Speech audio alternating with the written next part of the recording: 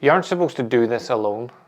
Yes, discipline is built when you're by yourself, but real transformation, that comes when you surround yourself with community, with a brotherhood. So I remember when I started off, I thought my goal was mine and I had to achieve it by myself. So I trained alone, I studied alone, I talked to myself in nature alone about what I was doing and what I was trying to do. Even when I was in a group situation, I'd go to a class, I would train, I still felt I'm trying to get this for me. And I would go home and I would think about how I performed and what I was trying to achieve and what I had achieved that day. And everything was, I suppose, self-centered. I never really thought about the ripple effect that like me being so zoned in on my goal was going to have on the people around me and everything else. But it was really when I opened myself up to train with other people, like go out of my way to train with other people, to make friendships, to train with my brother, to train with Mark, to really lock in people that I knew wanted to elevate me and wanted to support me. And that was when the real change came, when I actually skyrocketed my training. Even when I moved to England, initially when I moved there, I was there to learn the art and take it back to Ireland. So like Steve and Mike and Sam and Dave and Ian, all those people around me, initially they were just there. They were just people that were there that was part of my goal. But as I started to allow them in, we started to talk more about the art, talk more about what their reasons for doing it was and how they taught and their philosophies and their understandings. And because we created this sort of brotherhood, we ended up all pretty much living in the same house.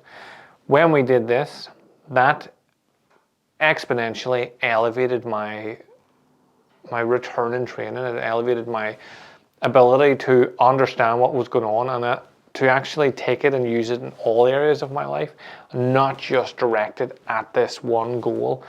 So if you are someone that is like listening to the podcast, good, it's a good start, but start to engage with people. You don't have to engage with this podcast. I'm not trying to clickbait you. If you did, we'll respond, so it's a good start. But look at your circle, evaluate your circle. Who around you elevates you? Who around you takes your energy? Who can you take time away from, and who can you bring yourself into their circle a bit more? Like who's going to elevate you? Who's going to pull you down? That's the simple way of looking at it. So you don't have to do it alone, and this is what this podcast is all about. It's trying to build a community of people, like-minded people that want to achieve just an incredible life. Like I want to live an incredible life. I don't want to live a fucking boring life. I don't want to look back and think, oh, I should have did all these things. I want to look back and go, remember the time you went on Ninja Warrior? Remember you wrote the book? Remember you competed in kickboxing? Remember you competed in pole dancing?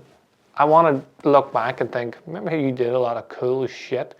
Not remember that time you had that opportunity, but you didn't take it because you were so focused on your own goal that you couldn't see outside it, and that would mean interacting with other people. Like I don't want that. I want you to look at, this is actually the challenge for this week. You're gonna do the circle audit. Take about 15 minutes this week and ask yourself these 3 questions. Who sharpens me? Who elevates me? Who do I pretend around? So who are you wearing the mask for? Who are you pretending to be a character for? Who just isn't elevating you?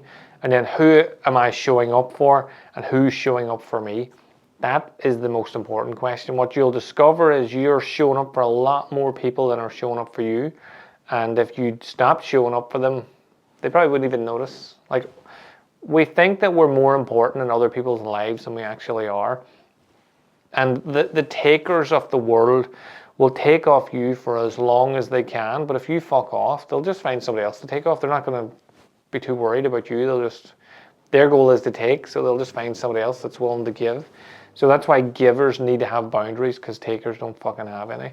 So do the circle audit. Who sharpens me? Who do I pretend around? Who am I showing up for, and who's showing up for me? And then just make one move. So either reach out to someone who holds the line for you, who elevates you, or create space from someone who doesn't, and just whichever you do, sit with it and ask yourself, how does this feel? How do I feel now that I've reached out and I've had more contact with this person that sharpens me? Or how does it feel that I've actually distanced myself from the person that dulls me? Once you know that, it's obviously going to be a good feeling. So good feelings are good. So you get one of those and then you just keep doing that and try to elevate it more and more.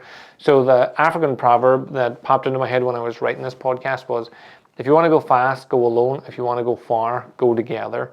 But just as a wee caveat to that, make sure you're going with someone or a brotherhood or a community or a team that are elevating you, not that are going to pull you down. So let me know how you get on with a circle audit, and if you have any other questions, just reach out to me. Until the next time, have a super awesome day, whatever you get up to, and I'll speak to you again soon.